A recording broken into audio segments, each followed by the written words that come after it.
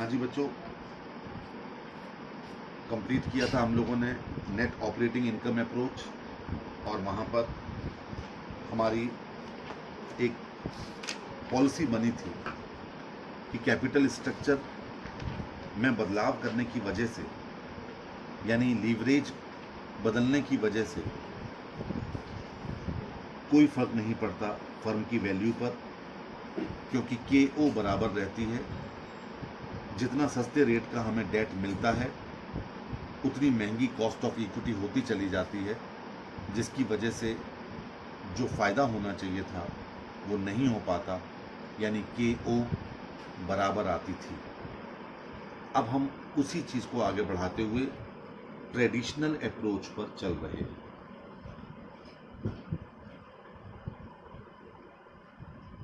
Traditional approach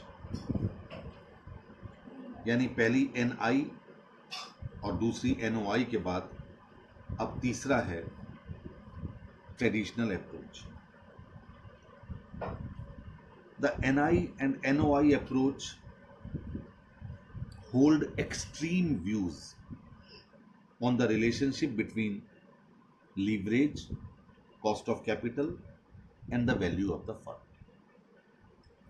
दोनों extreme थे। NI कहती थी कि डेट बढ़ा लो तो KO नीचे आ जाएगी, फर्म बढ़ जाएगी। ये उसका व्यू था, बिल्कुल एक झटके में उसने बता दिया। NOI ने कहा कि जितना भी बढ़ा लो लेकिन तुम्हारी वैल्यू नहीं बढ़ने वाली, तुम्हारी KO बराबर रहेगी। उसने भी झटका दे दिया, बिल्कुल कहीं पर कोई कंप्रोमाइज नहीं, आदेश सुना दिया। But in practical situation both these approaches seem to be unrealistic.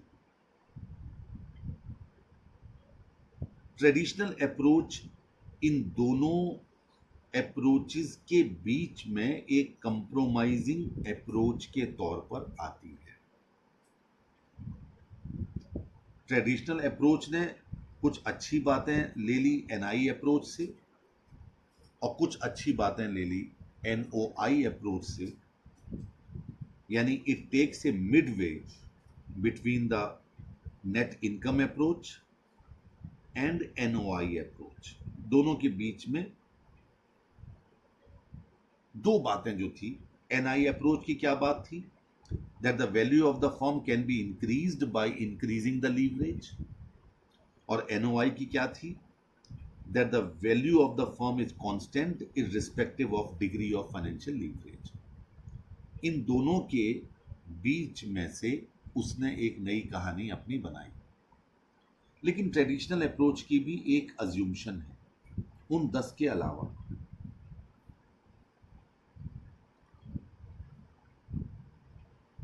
देखिए, NI अप्रोच की क्या थी, मैं डायग्राम के सहारे शो कर रहा हूं कि कॉस्ट ऑफ डेट और कॉस्ट ऑफ इक्विटी दोनों बराबर रहेंगी। NOI की क्या थी, कॉस्ट ऑफ डेट बराबर रहेगी, ठीक है, कॉस्ट ऑफ इक्विटी बढ़ेगी। यही तो था, जिससे कॉस्ट ऑफ जो आपकी O है वो कांस्टेंट आ जाएगी। KE बढ़ते हुए KD बराबर और KO बराबर। इधर KE भी बराबर, KD भी बराबर और KO घटते हुए। ट्रेडिशनल कहता है कि KD भी बढ़ेगी, KE भी बढ़ेगी, और जब ये दोनों बढ़ेंगी तो KO भी बढ़ेगी। फाइनेंशियल लीवरेज की वजह से ट्रेडिशनल अप्रोच कहती है both KD and KE tend to rise with increase in financial leverage. मतलब use of more and more debt financing in the capital structure slowly at first but sharply thereafter। पहले धीमे धीमे बढ़ेगी और उसके बाद शार्पली बढ़ना शुरू हो जाएगी। ट्रेडिशनल अप्रोच कहती है कि फर्म को एक जुडिशियस यूज करना चाहिए बोथ डेट का और इक्विटी का। to achieve a capital structure which may be called the optimal capital structure.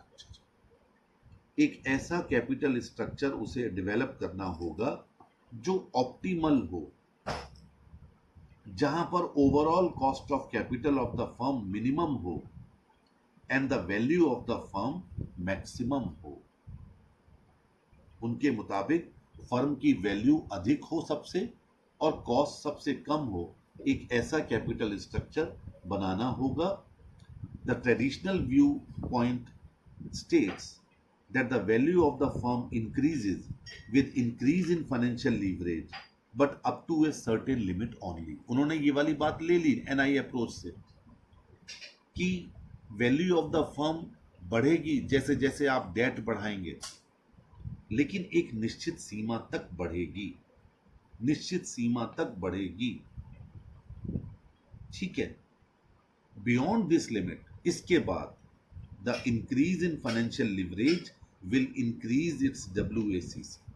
इसके बाद आपका जैसे जैसे डेट बढ़ाएंगे वैसे वैसे KO बढ़ती चली जाएगी, बढ़ना शुरू हो जाएगी और उसकी वजह से वैल्यू ऑफ द फर्म कम होती चली जाएगी।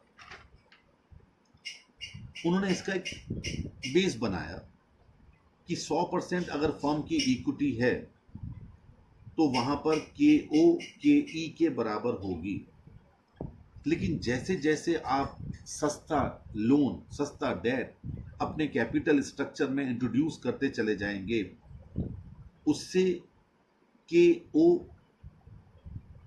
कम आएगी क्योंकि KE थोड़ा सा सेम रहेगी उस वक्त तक, लेकिन KO कम आना शुरू हो जाएगी।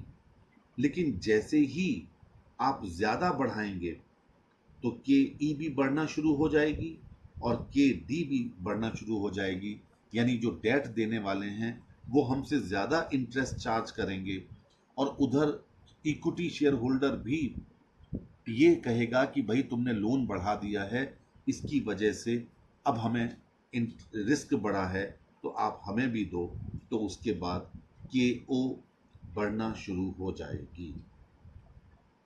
डायग्राम से समझिए जरा, ये हमारा डायग्राम है, ये कॉस्ट ऑफ कैपिटल है वाई एक्सिस पर एज यूजुअल, ये डेट इक्विटी रेशियो है यानी कि फाइनेंशियल लीवरेज, और KD अभी तक कांस्टेंट रखने की बात हमने कही थी, लेकिन अब यहां पर KD बढ़ेगी, पहले स्लोली और उसके बाद शार्पली। इसके बाद KE भी वही हाल रहेगा, पहले चूंकि वो KD से ज्यादा बड़ी होती है तो ऊपर इसका कर्व बनाएंगे, पहले बहुत धीमे धीमे और उसके बाद तेजी से ये भी बढ़ जाएगी KE। जहां तक KO का सवाल है, KO पहले KE के बराबर होगा क्योंकि उस वक्त लोन 0 है, तो KO और KE बराबर होगा, तो उसकी शुरुआत यहां से होगी। जैसे जैसे लोन बढ़ेगा वैसे वैसे KO नीचे आएगी, लेकिन एक टाइम पर आकर के वो भी बढ़ना शुरू हो जाएगी। तो जहां पर वो सबसे नीचे आई वही है हमारा ऑप्टिमल कैपिटल स्ट्रक्चर। हम नीचे की तरफ एक बार डाल देंगे, यानी इतना हमारी फर्म में डेट इक्विटी रेशियो रहना चाहिए, यानी इतना डेट रहना चाहिए और इतनी कैपिटल रहनी चाहिए। ये है ट्रेडिशनल अप्रोच। इनके मुताबिक डेट बढ़ने से ये निश्चित है कि हमारी cost of overall cost of capital कम आएगी, लेकिन वो ये मत सोचो कि हमेशा ही कम आती चली जाएगी। जैसे ट्रेडिशनल अप्रोच ने कहा था कि जैसे जैसे डेट बढ़ाते जाओ कि वो कम आती चली जा रही थी, बिल्कुल ऐसा था, ढलान स्लोप था। लेकिन ट्रेडिशनल कहती है कि ये स्लोप बनेगा लेकिन थोड़े समय के बाद फिर ये चढ़ना शुरू हो जाएगा, क्योंकि जैसे जैसे मार्केट में आप लोन बढ़ाते चले जाओगे आपके लिए लोन भी महंगा हो जाएगा।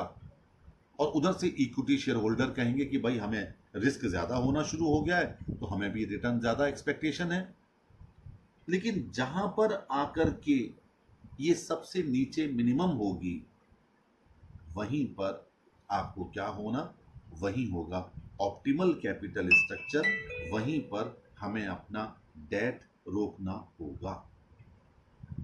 अब जो थ्योरी में मैंने लिखा है मैं उस केस को ले रहा हूं, एक नया पैराग्राफ में जहां से स्टार्ट हो रहा है, इन केस ऑफ, मिला, in case of 100% equity firm,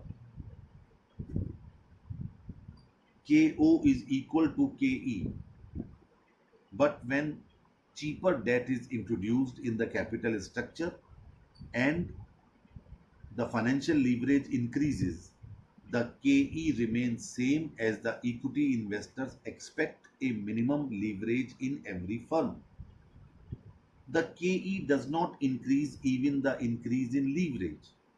The argument for KE remaining unchanged may be that up to a particular degree of leverage, the interest charge may not be large enough to pose a real threat to the dividend payable to the shareholders. This constant KE and KD makes the KO to fall initially. Thus, it shows that the benefit of cheaper debt are available to the firm. But this position does not continue when leverage is further increased. The increase in leverage beyond a limit increases the risk of the equity investors also, and as a result, KE also starts increasing. However, the benefit of use of debt may be so large that even after offsetting the effects of increase in KE, the KO may still go down and may become constant for some degree of leverage. However, if the firm increases the leverage further, then the risk of the debt investor may also increase and consequently the KD also starts increasing. आप देखिए diagram में पहले बहुत हल्का slope चल रहा है, उसके बाद KD भी बढ़ना तेजी से शुरू हो गई, ऐसे ही KO बढ़ना शुरू हो गई। ठीक है, the already increasing KE and the now increasing KD makes the KO to increase and thus results in the decrease in the value of the firm. Thus, there is a level of financial leverage in any firm up to which it favorably affects the value of the firm. But thereafter, if the leverage is increased further, then the effect may be adverse and the value of the firm may decrease. These are the different aspects of traditional approach. अब इसके बाद MM approach, या इसे MM model के नाम से भी बुलाया जाता है। MM मॉडल ने कुछ और अज्यूम्पशन रख दी 10 के अलावा। MM मॉडल कहता है the capital markets are perfect, यानी कैपिटल मार्केट परफेक्ट है, यानी वहाँ हर व्यक्ति जानता है, डेट देने वाला भी और इक्विटी शेयर होल्डर भी दोनों ही समझदार हैं, वो अपना अपना भला बुरा समझते हैं। दूसरा कि मार्केट में बिना लागत के सारी सूचनाएं अवेलेबल हैं। जैसे मोदी जी कर रहे हैं, वो वहाँ से बैठे बैठे नियम पारित कर रहे हैं और ये वो मान के चल रहे हैं कि सब समझ जाएंगे, चाहे वो डिजिटल इकोनॉमी थी, चाहे वो और बहुत सारे उन्होंने रूल बनाए, वो सारे वो ये मान के चल रहे हैं कि हर व्यक्ति परफेक्ट है और वो मेरे द्वारा बनाई गई पॉलिसीज को समझ जाएगा, लेकिन वो नहीं हो पा रहा है, इसलिए कन्फ्लिक्ट बढ़ रहे हैं। तो MM मॉडल भी इसी चीज़ पर बेस्ड है कि कंप्लीट इंफॉर्मेशन इज कॉस्टलेस, बिना लागत के है सूचना, and readily available to all investors. और सबको पता है या सबके लिए अब उपलब्ध है। तीसरा, firms can be categorised into equivalent return classes. All firms within a class have the same degree of business risk। यानी कि जो फर्म हैं उनको कैटेगराइज किया जा सकता है इक्विवेलेंट रिटर्न क्लासेस में, और सब में अलग अलग क्लास में रिस्क सेम है। चौथा एज्यूम्शन है, investors can borrow and lend funds at the same risk free rate of interest as the corporate rate of interest. जो कॉर्पोरेट में रेट ऑफ इंटरेस्ट है, इन्वेस्टर्स भी उतना ही रेट ऑफ इंटरेस्ट पर बोरो भी कर सकते हैं और लैंड भी कर सकते हैं। किसी को लोन दे सकते हैं, किसी से लोन ले भी सकते हैं। कॉर्पोरेट और इंडिविजुअल पर इंटरेस्ट सेम है, यानी जो कंपनियों के लिए लोन है वही इंडिविजुअल के लिए लोन का इंटरेस्ट है। Investors can move quickly from the security to another without incurring any transaction cost. यानी एक इन्वेस्टर किसी दूसरी सिक्योरिटी में आसानी से इन्वेस्ट स्विच ओवर कर सकता है। साहब ये बातें बिल्कुल इररेलेवेंट है, कम से कम मैं इस बात के बारे में बात कर सकता हूं। मैंने एक HDFC लाइफ की पॉलिसी ली थी और मुझे भी ये बताया गया उस एजेंट ने कि चार आपके पास ऑप्शन है। आप अपने उस पैसे से जो आपके खाते में से निकल रहा है इक्विटी शेयर खरीदवा सकते हो कि HDFC आपके पैसे को इक्विटी शेयर्स में लगाए। आप 6 महीने के अंदर फिर स्विच ओवर कर सकते हो कि वो पैसा HDFC सिक्योरिटीज में लगाए, यानी डेट्स में, बॉन्ड्स में। फिर आप स्विच ओवर कर सकते हो कि वो पैसा सोने में लगाए, चांदी में लगाए। मेरे साथ 4 ऑप्शन लगा दिए। मुझे मीठी मीठी बातें की एजेंट ने कि भाई साहब आप 6 महीने में जब चाहें तब स्विच कर सकते हैं और 2 मिनट लगते हैं स्विच ओवर करने में, खाली आपको नेट पर बैठ करके उसे स्विच ओवर करना है। बस कहा है कि मेरा पैसा यहां लगाना शुरू कर दीजिए। और वो कब करेंगे? जैसे ही आपको लगे कि साहब ग्रोथ फंड से ज़्यादा मुझे यहाँ पर इस वक्त इंडिया में इंटरेस्ट ज़्यादा मिल रहा है तो उसमें स्विच करवा लो। सोना बढ़ रहा है, सोने में स्विच करवा लो। मुझे भी लगा हाँ बात तो अच्छी है, बात समझदार है। मैं समझदार भी हूँ, पढ़ा लिखा भी हूँ, FM जानता भी हूँ, पढ़ा भी हूँ, पढ़ा भी रहा हूँ। लेकिन आप यकीन नहीं मानेंगे, 11 वर्ष में मैंने एक बार भी स्विच ओवर नहीं किया। एक बार भी मैंने स्विच ओवर नहीं किया। वो 11 साल मेरा ग्रोथ फंड में ही पैसा लगा रहा। जब मेरे जैसे व्यक्ति को, जो ये जानता है, जो मार्केट के बारे में जिसको जानकारी है, मैं जब स्विच ओवर नहीं कर पाया तो मुझसे कम पढ़ा लिखा व्यक्ति, जो बहुत हो सकते हैं, मैं तो डॉक्टरेट डिग्री होल्डर हूं, वो कैसे स्विच ओवर कर सकता है? आज भी बहुत सारी चीजें हैं जो सरकार कहती है कि स्विच ओवर कर लो, आप अपने ग्रोथ को बढ़ा सकते हो। ये वही व्यक्ति कर सकता है जिसके पास कोई दूसरा काम ना हो, वो बैठा रहे नेट खोल करके और हर 2 महीने बाद, हर 3 महीने बाद, हर दिन, हर 15 दिन बाद, हर 20 दिन बाद। अभी तो ये 6 महीने का मैंने एग्जाम्पल दिया, पुरानी बात थी जब मैं 39 ईयर्स का था। अब तो मैं 52 साल का हो गया हूं। अब तो स्विच ओवर करने के लिए हर महीना कर दिया उन्होंने, हर क्वार्टरली, हर महीने आप स्विच ओवर कर सकते हो।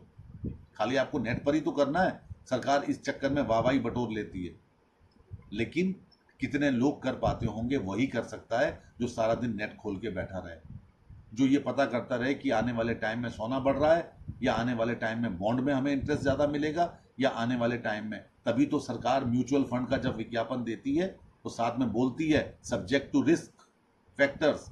इसलिए आप डॉक्यूमेंट पूरा पढ़ लीजिएगा।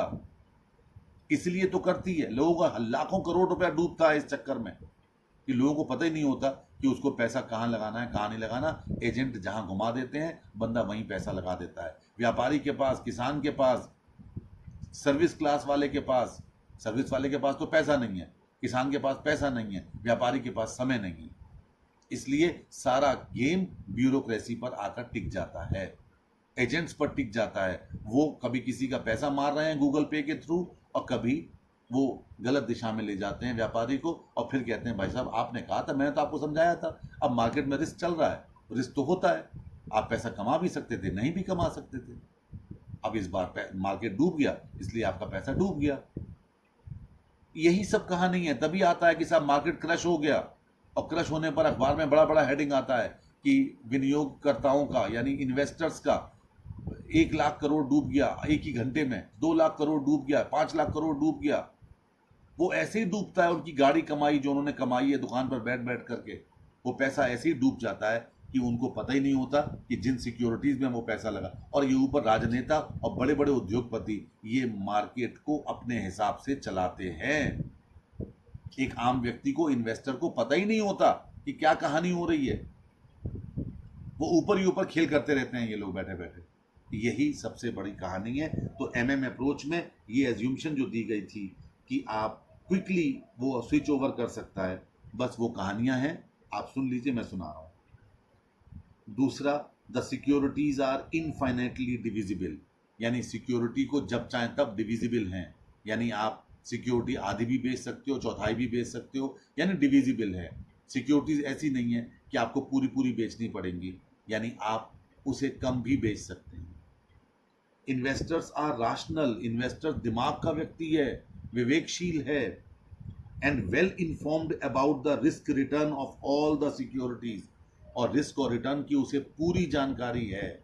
ये एमएम जो मॉडिगिलानी और मिलर थे वो यहाँ के थोड़ी थे, इनका बैकग्राउंड 1958 में था, और ये जो लोग हिंदुस्तान के तो है नहीं, तो ऑब्वियसली इन्होंने अपने हिसाब से कहानियां बनाई। और सोचो, ये मान के चल रहे थे कि 1958 में भी वहां का इन्वेस्टर राशनल भी है और समझदार भी।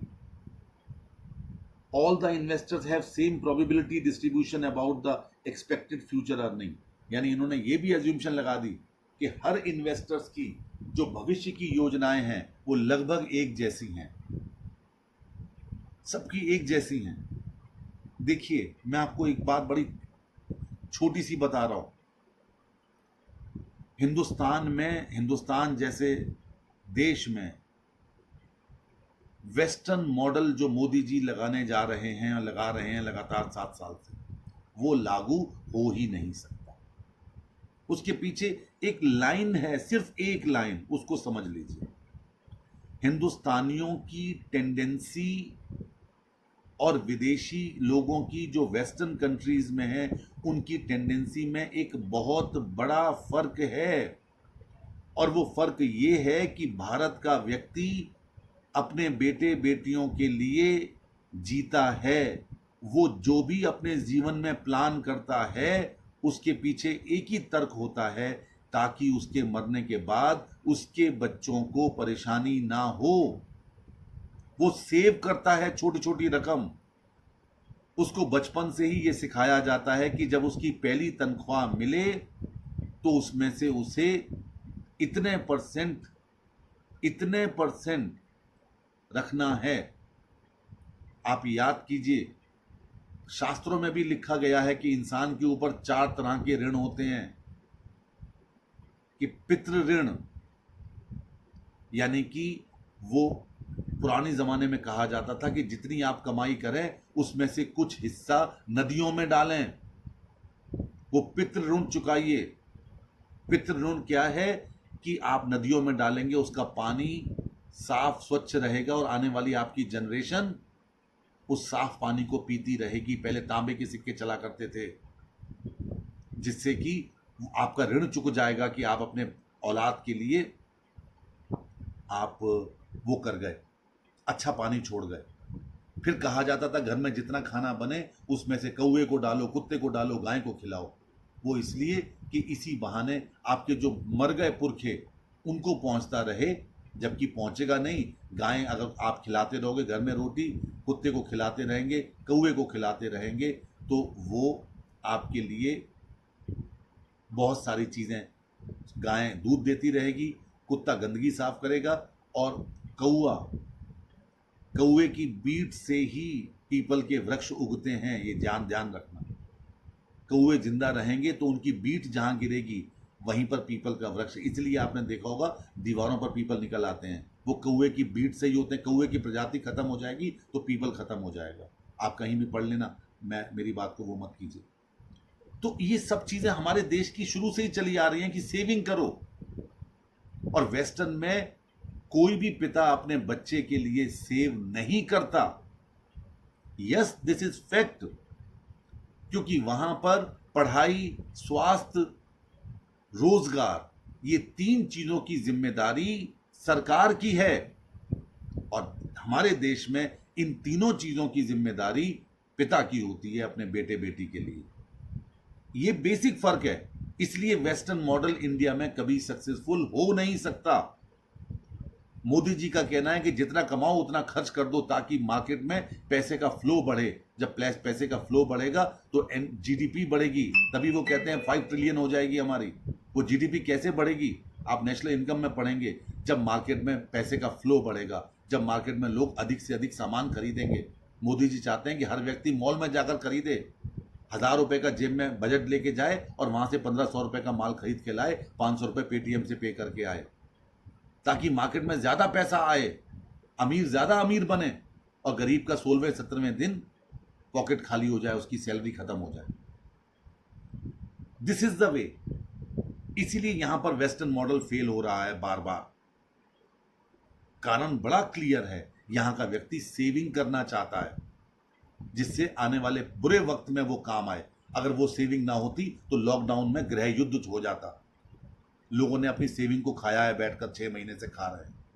अगर वो सेविंग ना होती, वही वेस्टर्न मॉडल होता। वेस्टर्न में क्यों नहीं ज्यादा दिनों तक लॉकडाउन कर पाए वो लोग, अमेरिका जैसे कंट्रीज में? इसलिए नहीं कर पाए क्योंकि लोगों के पास वहां सेविंग है ही नहीं। लोग प्रेजेंट में जीते हैं, यहां का व्यक्ति फ्यूचर में जीता है। तो ये एमएम मॉडल उसी पर बेस्ड है। बहुत लंबी बातें कर सकता हूं, लेकिन मुझे अपना सिलेबस भी पूरा करवाना है। इन्होंने भी कह दिया, वहां तो ये कहा था 10 अप्रोच में कि कोई भी पर्सनल इनकम टैक्स नहीं है, कॉर्पोरेट इनकम टैक्स नहीं है। इन्होंने भी कह दिया कि कोई भी इनकम टैक्स कॉर्पोरेट का नहीं है, ये एज्यूम्शन मानो हमारी, और personal leverage and the corporate leverage are perfect substitute. इनकी एक और एज्यूम्शन थी एमएम मॉडल में कि कॉर्पोरेट का लीवरेज जो है, यानी इक्विटी और डेट का परसेंटेज, और इंडिया का एक पर्सनल व्यक्ति का डेट का परसेंटेज, वो दोनों सेम है, जबकि ये नहीं है। हिंदुस्तान में लोग लोन लेने से डरते हैं, अपना पैसा लगा करके व्यापार करना चाहते हैं, लोन कम लोग लेते हैं, लेकिन कॉर्पोरेट्स में लोन ज्यादा लिया जाता है। तो ये अप्रोच की एज्यूम्शन कम से कम इंडिया में लागू नहीं होती, लेकिन इस मॉडल में है, तो हमें इस मॉडल की बात को समझ करके ही चलना होगा। एमएम ने 3 प्रीपोजिशन